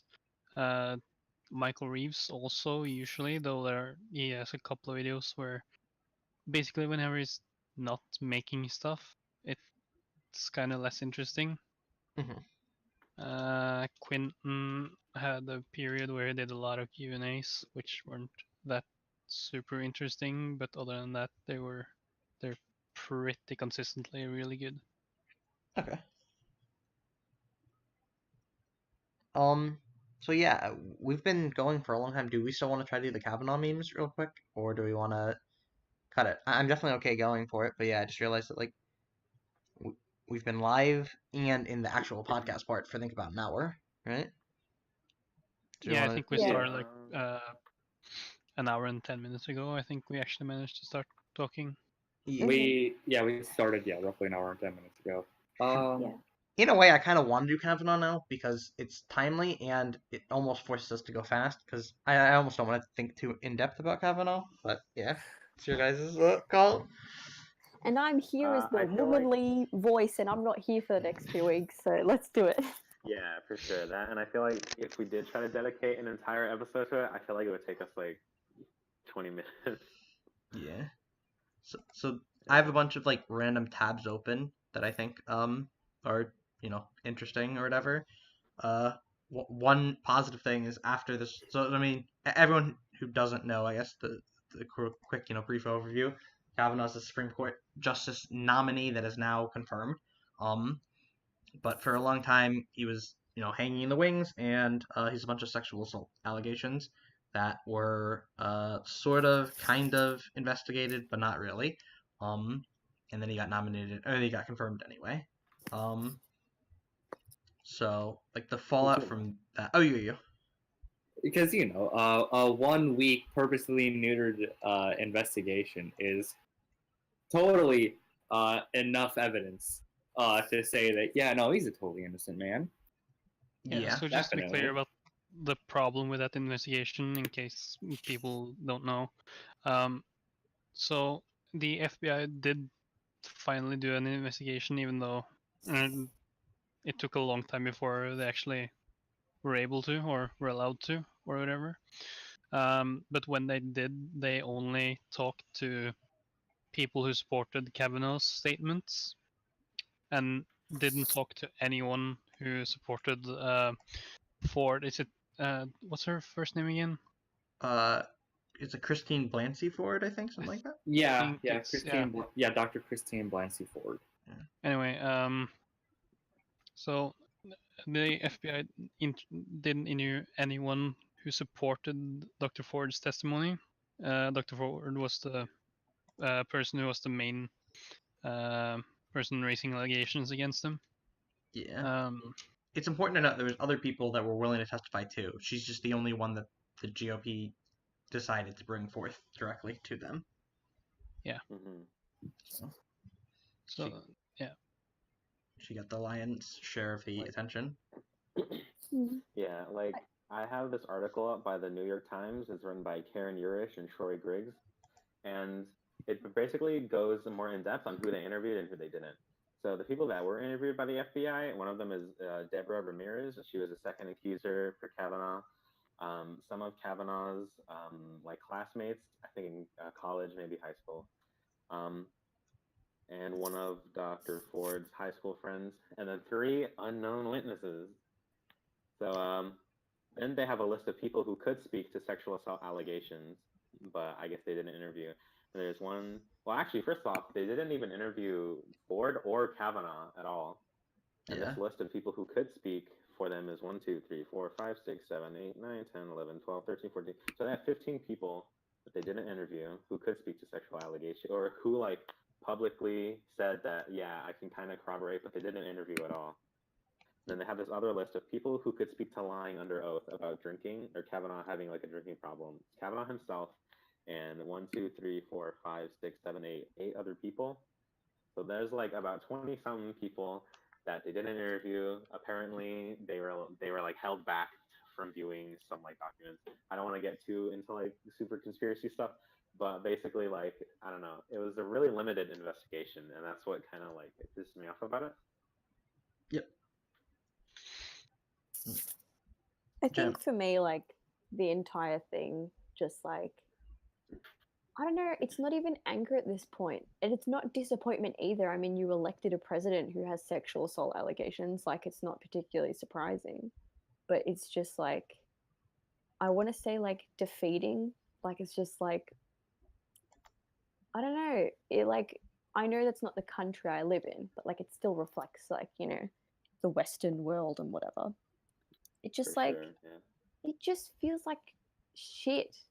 Like, I can't word it any better than that. It just, like, it, like, on a weird like over dramatic level. It just makes me think that people don't believe or value women like at all. I Yeah. don't know. It makes me like depressed. On that note, there was a big poll done. Let's see, I got the poll from this. It's like Economist/YouGov poll. And 55% of Republicans said that even if it did happen, it's not disqualifying. He should still be it. So, Yeah, that's crazy to me. only 24% of independents and 13% of Democrats. I don't even know how it's like 13% of Democrats actually think that's not disqualifying too. That's kind of insane to me too. But the Republicans, yeah, it's 55% and 18% aren't sure. Only 27% of the party of family values thinks that literal sexual assault is a reason to maybe not become a lifetime appointment. I don't know. It's so depressing and like crazy. Like, ugh. I don't know. It's like I always think like things are progressing, and I guess on like a bigger scale they definitely are. But I think shit like this like really sets women back, and especially like victims of rape and assault. Like that seriously pushes them so far back. Like I watched like her testimony, and it's emotional, and she's not like super duper emotive or like expressive, but in that way that like makes it more emotive because she's like trying to hold everything in because she's trying to look as like professional and as calm and as like centered as she possibly can, and like you can just like see her holding everything in, and it's so, I don't know how you could watch that and be like she's lying. I just don't. Like maybe I don't get that because like I tend to always like side with the victims just like on a like general basis. That's just what I do. I think like in my own morals I tend to just like on like the first time I hear about something I'll like think of the victim more. But I don't know how you could watch that and like watch any of the interviews she's done or anything she said and be like, oh, she lied, women lie about this. And like the most frustrating thing is that like if someone posted about that, like about anything about this case, like on any social media, all the comments are just people arguing about like if accusations of rape are like 50% or 4%. And it's like, I get that that's like part of what the case is, but like, I feel like we should care about that she was like raped or that she was assaulted. And this is important to her, not necessarily like everyone's different statistics. I feel like you're taking the human emotion out of it and putting statistics into it. And I get that it's important, but like, I think if you just like watch her testimony, that does all the work. That's all the thing I need to see or hear for me to like decide how I feel personally. The weirdest thing, Sure, yeah. the weirdest thing to me was just that like pretty much all the GOP thought leaders, right, the people that like are on TV and stuff, most of them, and especially the politicians, pretty much all like universally agreed with what you just said there, where they said like, yeah, she was really calm, they believe her, etc., right? But they all had it in the caveat of, we think she's mistaken that it was Kavanaugh. Basically, like, we believe everything happened, Yeah, we which just is think she's crazy. wrong. And then, but the crazy thing to me is that like when you drill down a level to like the people that actually are Republicans, like just the average Joes, they all go farther than the people, like most of the public figures are all saying, I believe this, I just don't believe, this it happened that exact way, right? And they're all saying it didn't happen at all. Like somehow, despite the fact that all their politicians are doing their best to pretend to care, right? To be like, I believe her, I think it's brave what she did, I just think that like it wasn't Kavanaugh, right? It couldn't have been Kavanaugh because he has his calendars or whatever, right? The calendar. Yeah, and that was a dumb Yeah. thing. But yeah, the actual like people that are Republicans are all like, nope. I know that every Republican senator is saying that this is real or whatever, but I think they're all wrong. I think it just didn't happen at all. And it's like, oh, okay. So like, literally, your own side is agreeing it's real, just like disputing some facts, but you'll dispute all the facts. You'll dispute it even happening. Just cause too. Yeah. Honestly, at this point, like, I know this is going to sound super over the top. I'm just convinced that like the GOP and just like the right wing in general just does not like women, like whether they admit it or not. I just don't think they respect or like women at all. Like that's just the bottom line. Whether it's subconscious or not, I just genuinely think that's how they feel. I think they're probably the group to most likely believe that, like white, cis, heterosexual males are the actual minority of the United States. I feel like they actually would genuinely believe that to the ends of the earth. And even if you are the minority, there's a difference between like being the minority and being oppressed, right? Like you can be a small percentage of the population, but you don't have to be oppressed. Like rich people are a tiny percent of the population, but they're not certainly oppressed at all. Yeah. Minority refers to, the term I've heard is minority refers to minority of power, not the minority of, like, number, right? Oh, okay. So, thing that really bothers me, like more so than whether you believe her testimony or not, I do believe her. Just even more so than whether you believe it, the fact that the president of the United States mocked her statements. Yeah. Oh, like God. Not a good look. on a rally. Yeah. That's Yeah, I saw that. It was disgusting. Trump is a Yeah. whole different can of worms where it's like, it's almost, I mean, nothing he does is good. There was, you watched Destiny, Powie. Did you see the most recent debate with like a Trump supporter? when I think it was a couple days ago. I actually didn't see all of it. I just know that like I read the comments of people talking about it because I saw a clip of, it was where the Rap God Part 2 clip came from, if you remember that. no, I haven't finished that. Literally though, the comments are all saying that like his argument for the good things Trump did is the things that he hasn't done. It's like, well, he hasn't gotten us into nuclear war. Basically, is like the extent of his argument of why Trump is good is that he hasn't done a bunch of bad things. That's Oh, yeah, I remember watching that debate now. that even Trump Yeah, supporters but- are clinging to what he hasn't done as like signs of him being acceptable. It's almost like a cult, Um, except they're there against they're there from their own will. But Kite, we're getting all-time highs in our economy with Trump. was that S&P just was that collapsed, so the- Wait, did it? yeah. Oh, dude, my retirement fund took a hit. Whew. I gotta check this out. I didn't hear about that. That was a yikers. I only put my money in my retirement fund like 6 months ago too. Oh, yikes. Wow. What happened? I'm not looking at the specific numbers. I don't want to know how much it tanked, but yeah. Oof. I actually have a bunch more money in my retirement account that I haven't invested yet. I'm kind of like, I should probably put it in now while it's low. Huh? That makes sense. It's looking like it's rising back up slowly.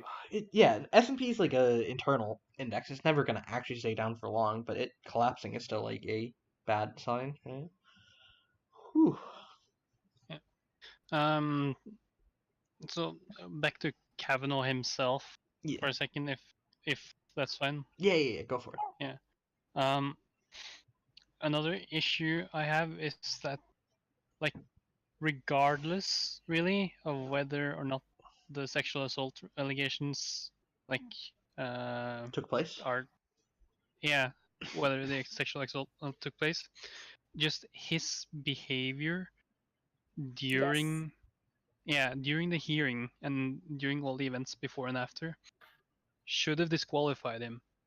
Like, I've seen some statements from lawyers saying that he didn't commit perjury, so I can't really say anything about that. But just the way he conducted himself was so awful. Unprofessional. Unprofessional. And there's the whole meme about, but he was questioned for infinity amount of hours or whatever. But still, though, if you're supposed to be the Supreme Court judge, you should be able to keep it together. Yeah. Yeah. It was really bad. Yeah, the whole meme about how during Ford's testimony they were crying like crocodile tears. She's lying. She doesn't know anything. But then like Kavanaugh goes up there and he just completely melts down and he acts like a child pretty much. And then like you have the president tweeting out, "Wow, that was a really strong testimony from Kavanaugh. What a strong man. This is why I nominated him for Supreme Court." It honestly makes me feel like, and I was trying to say earlier with the Destiny debate when he says that people like he was debating and like just general idiotic Republicans are the reason that he hates this country now, and honestly, same. Yeah. There's pretty much what it is.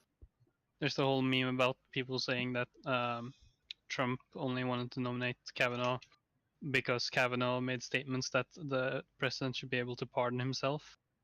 Yeah, that Oh. wouldn't be super shocking if that was like at least part of the reason. Yeah. God, that's I really just- bad. I just want to say on like a more general basis, it's like half relevant that like I just feel so awful for all of the women and men and everyone else who has been raped and assaulted, who has had to hear like maybe their relatives or their friends or people like co-workers or anyone around them like not believing for it and like just trying to like boast that like false accusations are high thing. Yeah. Like I don't know if anyone's listening, but like I just want to say I'm so sorry that you had to like people who go through those sorts of things have extremely high rates of PTSD, and to have them be mocked for what they went through for like a long time because of this is like really saddening and extremely affects people in like a mental way. Like we can talk about this in any way and literally the entire situation is fucked, but like for just everyone who's like just a normal person like living in America or even across anywhere in the world who like had to listen to it 24/7 and like it was on the news cycle everywhere all the time, that triggered like a lot of things for a lot of people, and I just feel so bad for them that like they see like their country accepting like what they went through, not directly but I think indirectly it has a huge impact for people. Yeah, for sure. Oh god. Yeah. And the one of I was just gonna say another bad thing is that like the odds of the Democrats taking back the Senate have actually gone down since Kavanaugh. So Oh my god, that's Yeah. crazy. it was like I just don't really have much faith anymore. Like I'm sure me and Kite are like over here rooting for Beto. our boy Beto, but Yeah. I know deep down inside it's not happening. But I always like to root inside. Yeah. And like another super amazing thing, not amazing, I mean fucking awful, and I hate this country. That after everything was all said and done, there was this like fucking trend where people were like, "Woo, congratulations, Kavanaugh," and they posted themselves like having a beer, like have a beer for Kavanaugh, and people were actually like fucking doing this, and I was like, these people should be removed. I'm sorry, I can't. Yeah, the fucking I like beer too. Emotional, and I almost like I just like break down because I'm like, I think this is a little too much America for right now. I can't handle this shit, fam. Yep. Do you know what I don't Oh, blame you. sorry. All of you go. Sorry. I mean, I said what I wanted to. I thought Kite was going to say something. Oh, I was just saying, yeah. I mean, I guess for the better thing, like I don't think he's gonna win, but God, I really, really hope so. He's still at like 30-ish%, which isn't impossible, but yeah. Yeah.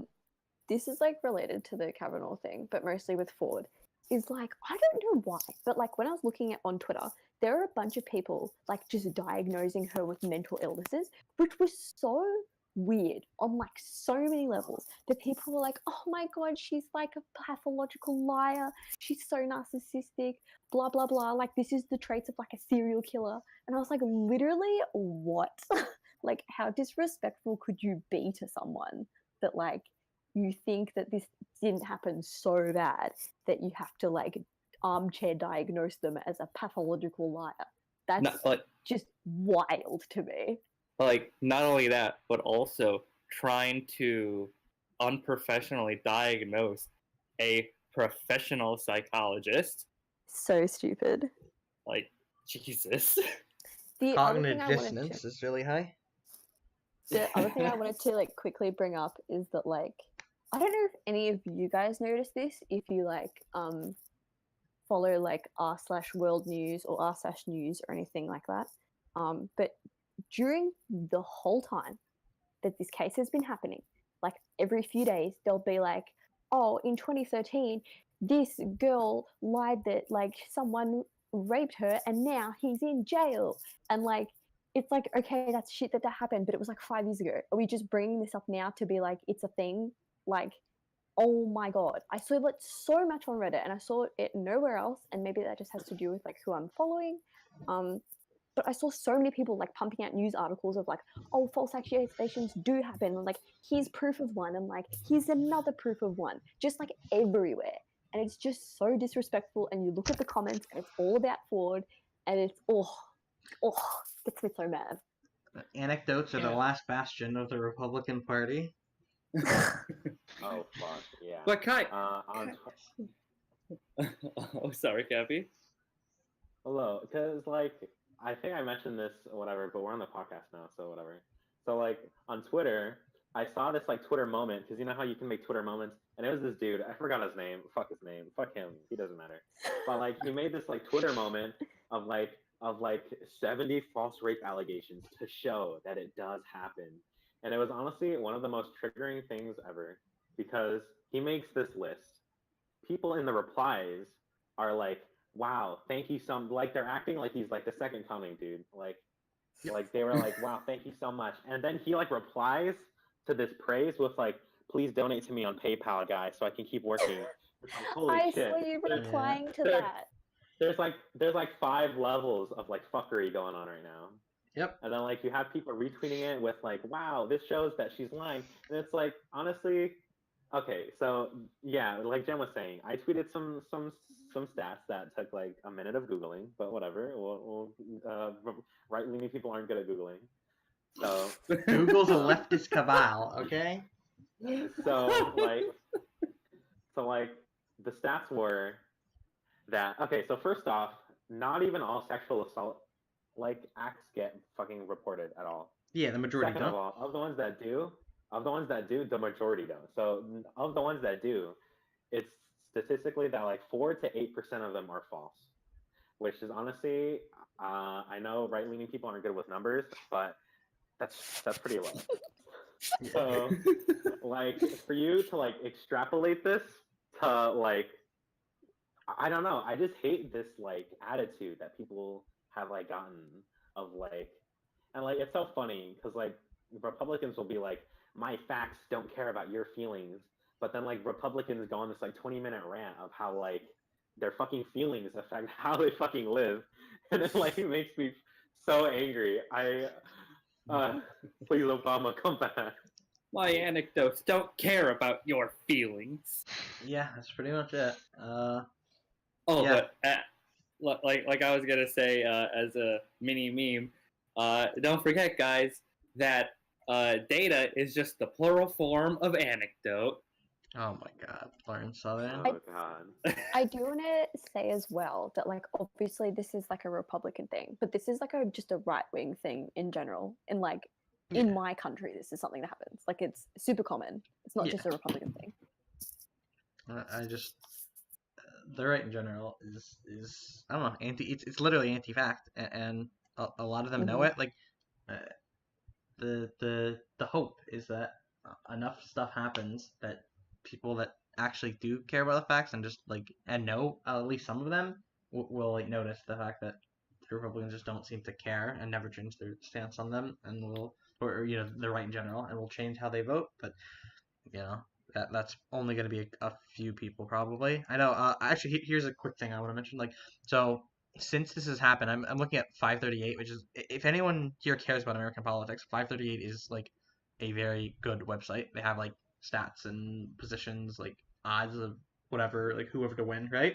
This is like an article Nate Silver wrote after Kavanaugh, and basically since it happened, Democrats' position has gotten worse in red states, but actually has gotten a little bit better in purple and blue. So it seems like it basically energized everyone to some degree.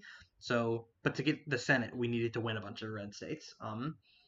So we had a bunch of red state Democrats that needed to get reelected, and it looks like those guys are going to be less likely to get reelected, but we're more likely to win the battleground states, and slightly more likely to like keep or win any blue state Republicans. So the problem is just like we need to win by a lot.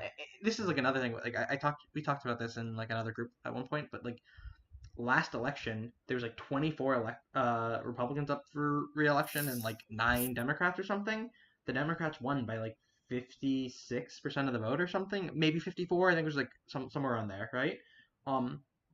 and they got 2 seats, meaning they went from 24 to 9 to like 11 to 22, right? And this is with winning 33% of the vote, or sorry, like 54% of the vote, right? So they won by 4 points, and they gained 2 seats. They got like 35% of the seats or something, right? Like that's just it's fundamentally broken. The system is broken. And this time there's like only 20. There's like 9 Republicans up for re-election. It's like the reverse, where it's like only a few Republicans up for election and a ton of Democrats. And there's a reasonable chance the Democrats will get more votes in total and lose seats this time, because there's just like I'm not a fan of your system. Like, I don't live in it, but like, I don't know, not a fan. It's really broken. And like, actually, I don't know if this is gonna go kind of far, but I don't really care. So you have people in like the center, right? Mm-hmm. You have people in the center, and Kite, I think you know kind of where I'm going with it. You have people in the center that will like pretend to fence it, but then when it comes to like really important social issues, they'll pretty much like go with the right or whatever. Like It kind of feels that way. So like if you try to like say like, hey, this system's pretty fucked, they'll be like, well, it's not really. Well, I mean, yeah, maybe if you wait a couple years or whatever, 10 years or whatever, and like everything, and like like Boogie, like whenever Boogie was talking about like LGBT rights, and he was like, well, maybe they should just wait like 10 years. I don't like seeing people die or whatever. And it's like, okay, but like when you think about it, like if you take another minute of Googling, that same logic can be used for like any point in like history, and like why, and like this whole thing of like not standing up for what is right and not like speaking up against shit that is bullshit for the sake of like not hurting people's feelings. And for centrists, it's usually, I don't want to hurt the right's feelings. Yeah, you know what I mean? It's so like frustrating. We just had our last prime minister was a centrist, and he was on a right-wing party. So I think that kind of like, says something. Yep. Yeah, for sure. It's fucked. The center and the right seem to become married at this point. It's like, so I don't know how true this is, but there's a perception that's been like pretty much universally agreed upon that like, Hollywood is left-leaning, media is left-leaning, and like the internet is now left-leaning too, where like platforms are left-leaning, right? So like the quote-unquote centrists all feel like they're being like controlled by the left all the time, even though it feels like most countries have been right-leaning politically for a very, very long time now, right? Like we've had a right-leaning Congress for 8 years, I think, at this point, and then a president for 2, but and a Supreme Court since I've been alive. Supreme Court's been right-leaning since I've been alive, I think. Technically we had a swing vote guy that just retired and now is a solid red, right? But yeah, I think since I've been alive, the Supreme Court's been 5-4 Republican, right? And it's going to stay 5-4 Republican. So it's like, it's the actual like positions of power have been right-leaning for so long in the U.S., but like they feel like it's been left-leaning because their direct representation is there. I don't know, the right might just be better at propaganda too. We're talking about like the evil SJW influence everywhere, and the centrists have bought into that narrative really hard, into thinking that like political correctness has gone too far and that it's everywhere, when it's just like, it's just not. It's not true. Yeah, actually, like that. Can I do like a quick little anecdote real quick, and then I'll let you go? Yes. So Steve Carell, the guy from The Office, right?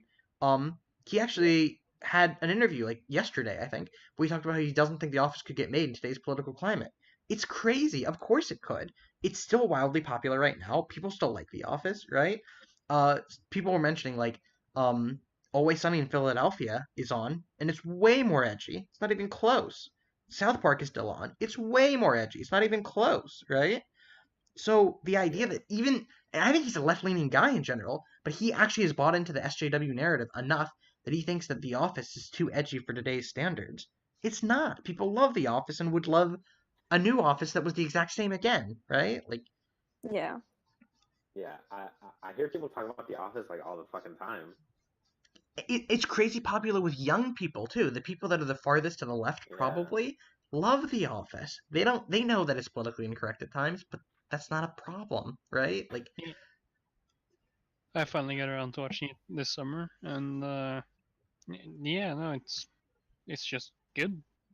yeah, it's definitely like, is Michael a politically and like racially and sexually insensitive character? Yes, but like that's the point. It's not like the show's like does that and you're supposed to like him. It's not like what's the show from the like about the 40s, I think, Mad Men, where like the main character is like a open misogynist and but you're still supposed to like him because he's the protagonist to some degree.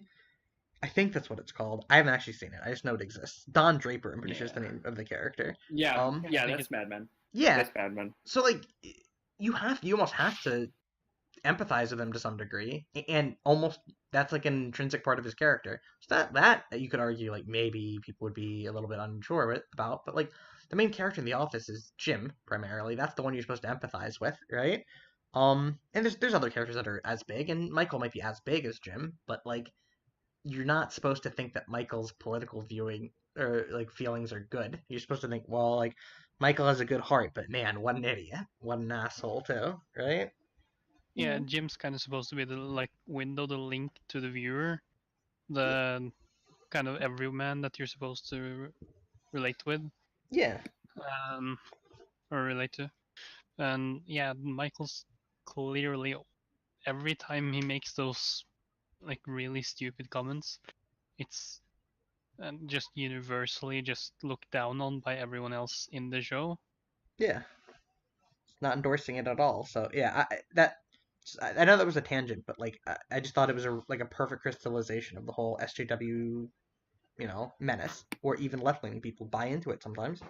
I bought into it for a while. I know you did too, Powie. Like not fully in it maybe, but like a little bit. Yeah. I've always been a Yeah. left-leaning piece of shit, I was like a super left-leaning. okay. Yeah, I was left leaning the whole time, but yeah, I also Yeah, believed same. that political correctness was like really crazy, and then I thought about it more, and it wasn't, and yeah. Yeah. I think it like depends like what you're oppressed by perhaps. And also like what your parents are like. Like my parents are teachers. They deal with this shit all the time. And what they teach, like what my mum teaches is like related to that kind of stuff. And like my family background is like super socialist. So like I don't know. Maybe that's explains why I am the way I am. Mm-hmm. Yeah, I just feel like this mindset of like political correctness taking over, like the SJWs are at it again. Like I feel like this is one of the biggest propaganda things that befalls many a poor Republican, because like, and hopefully I'll be able to like explain this correctly, but like but like they feel like minorities and like protected classes. I feel like them catching up makes them feel like they're going down when that's Yeah. not Yes. really Yes. like they're both like we're trying to make shit equal, but they think that like LGBT like people in the LGBT community are like having more rights and all this stuff, protected classes, minorities, making sure that they can like reach The same levels of you success. know what I mean? Yeah. Yes. So like it's this weird dynamic that like if they catch up, that like they feel like that they're going down, and I think that that's a really like cancerous mindset, and it's really damaging to public discourse.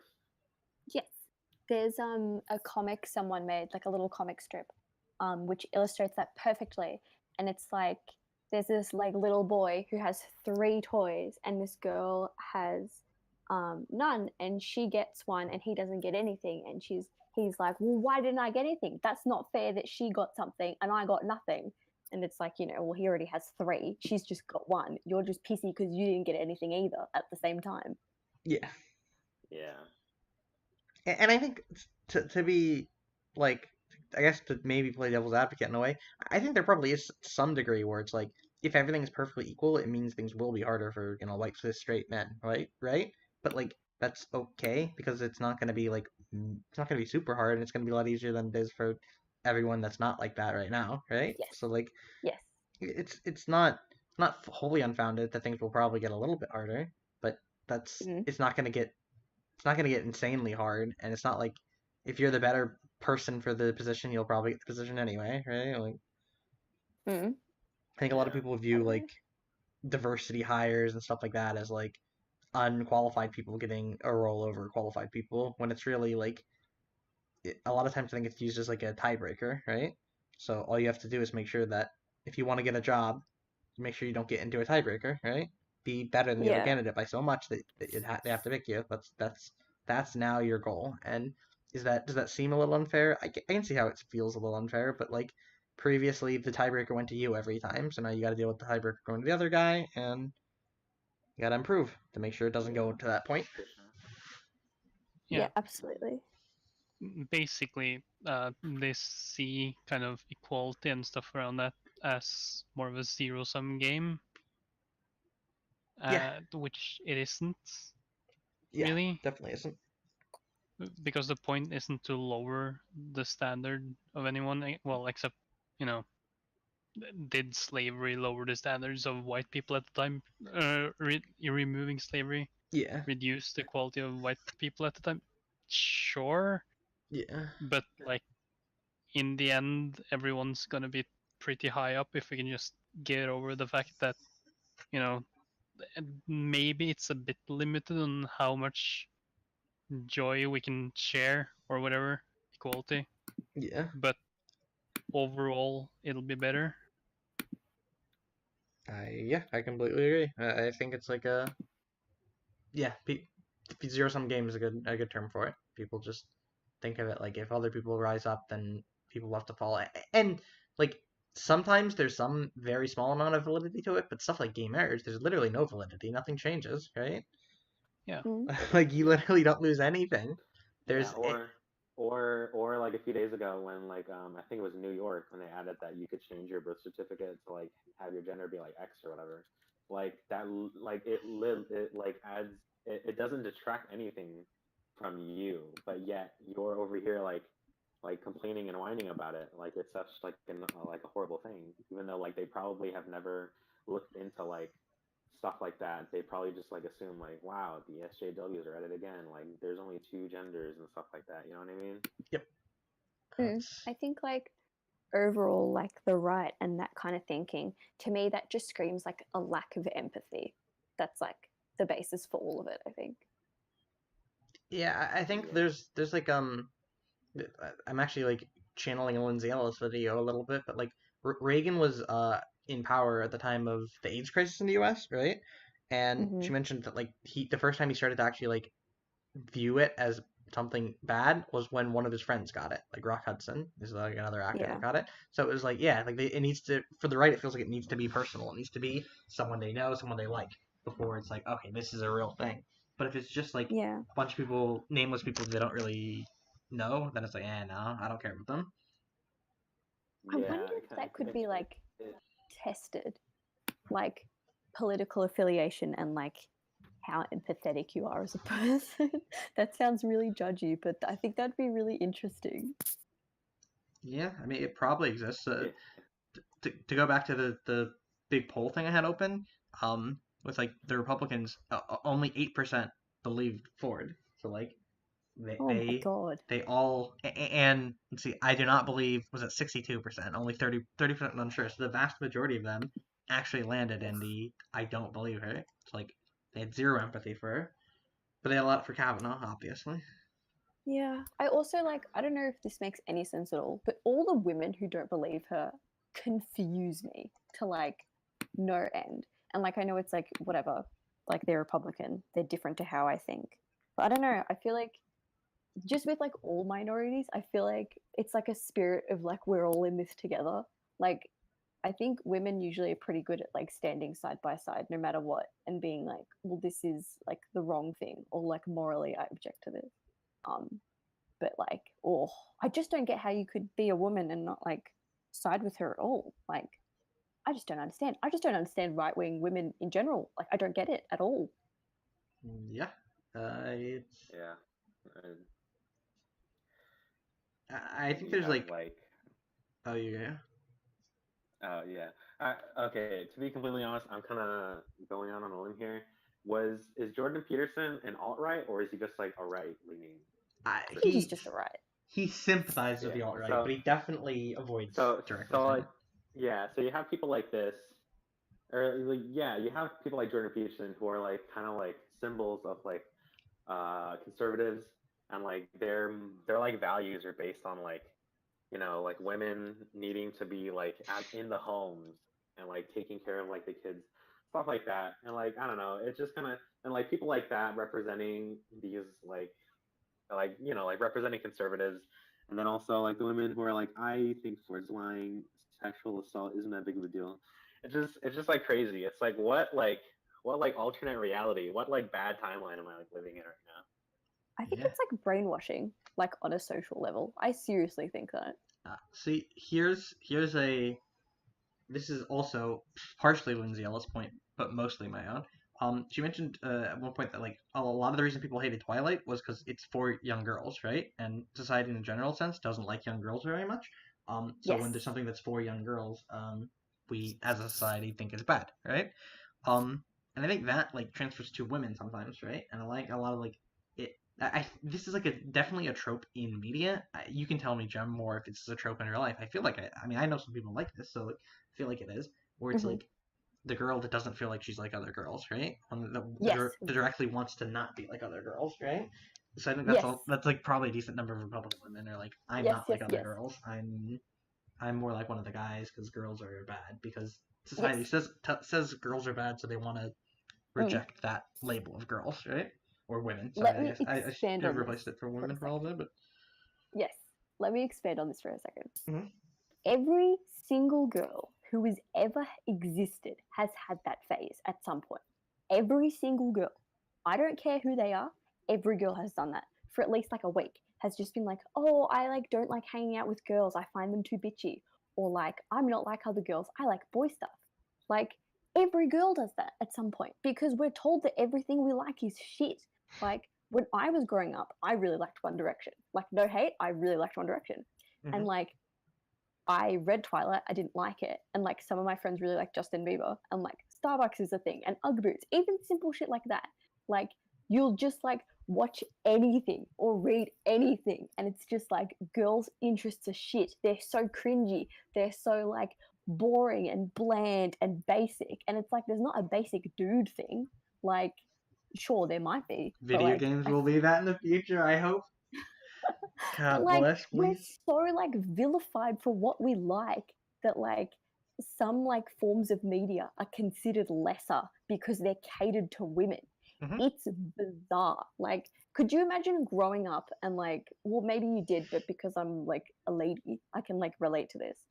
Just imagine growing up and everything that like your parents got for you or that like your friends were into was just like society was like, it's shit, don't like it, you'll get made fun of, it's cool to make fun of it. Like that's what happened with me in One Direction. I started hating it. Like at the start I was like, they're fucking stupid, like they're so like girly and like romantic, like I think that's lame. And then I fucking got over myself and like listened to it and I was like, this is just really fun and enjoyable. And I think that's like something that I struggled with growing up because I wasn't like very girly till I was like 15, and I was like a tomboy before then, but I would always be into boys' interests and girls' interests would be yucky to me because everyone around you hates them. And like it's still a thing. That's like something with feminism I don't think has changed at all, just the interests change. So like now like Riverdale's cool to make fun of. And I don't like Riverdale either, for my own reasons. But like that's cool to make fun of because it's something girls like. Starbucks is always something to make fun of because girls like it. Or like a particular book series, like John Green's The Fault in Our Stars was made fun of because it's a girl thing. Like everything girls like is shit on consistently. It's such a weird thing to grow up with, and I know I'm talking a lot, but this is like actually annoying to me. Like just imagine that one interest that you had growing up that some people made fun of you for. Maybe it was like you read comics, or like you really liked going on the internet, or you liked Pokemon a little bit too much, or like, you know, just that like one or two interests you had that people like would like slightly jab at you at. Imagine that was everything you liked and everyone thought you were shit because of it, or everyone thought you were boring or like not interesting, or that you just had shit taste. Like I think it's so weird, and I think we need to go further and like get rid of this it's for girls, it's for boys thing, which is a different issue. But like the fact that like food is girly and that like it's apparently shit is so strange to me, and it's a really weird thing to grow out of, to be like, oh no, the things I like are valid and I can like them, but society will shit on it anyway. That's my rant done. Yeah, I mean, that's sort of like the gist of it, I think, right? And with food specifically, I think that's finally like a lot of cooking channels are now guys. I think that's sort of slowly becoming not the case, right? Mhm. But yeah, like, and I feel like society's gotten better and better at like accepting other interests, but it's usually the interests that like the nerdy guys liked, not the interests that Yeah. girls liked. Where it's like watching anime is no longer that weird, or playing games. Playing games hasn't been weird for a long time. Comic books with comic book movies, comic books themselves are becoming less like weird, right? Yeah, but like rom-coms or like something, they're not being like critically praised like all the time. And maybe that's because some of them are legitimately shit. But I do think women's or things aimed at women get unfairly shit on because it's not cool or whatever. I don't know. It's really hard to grow out of. And I encourage women to, like, as much as you can, like, don't listen to anyone, like, about anything to do with like your interests and what they think of them. Like, just keep liking what you like and keep exploring things that are interesting to you, whether it's made fun of on the internet or in media or not. Like, just like what you like, and like, I don't know, try and grow out of that. It's shit, but you should try and like do your absolute best to grow out of it. And if you have children, do the same thing with them. Like, teach them that your interests are okay, and just because it's girly, it doesn't mean it's bad. I think that's definitely a good message. Oh, sorry. That's okay. Feels good, man. So I'm just going to throw this out there, but we have been live for roughly 2 hours now. Okay, maybe we should stop. It's Yeah, does anyone pretty have any late like for me. closing comments or anything? Love yourself, women. Please take the House Democrats. If you don't, I'll actually kill myself. In a video game. In a video game on Twitch. Sorry. GTA 5. Wow. Whew. In You a can't- GTA 5 game. Yeah. You can't talk about self-harm on Twitch. Whew. Yeah. Yeah, Let's try to plan more for next time, or at least pretend to. Okay. for sure, Yeah. All right. Yeah, pretty much. I'm gonna end the Yeah. stream now, and then we can keep talking and call for a bit, I guess. See ya, Yeah, everyone. Yeah, thank y'all. Bye. Take it easy.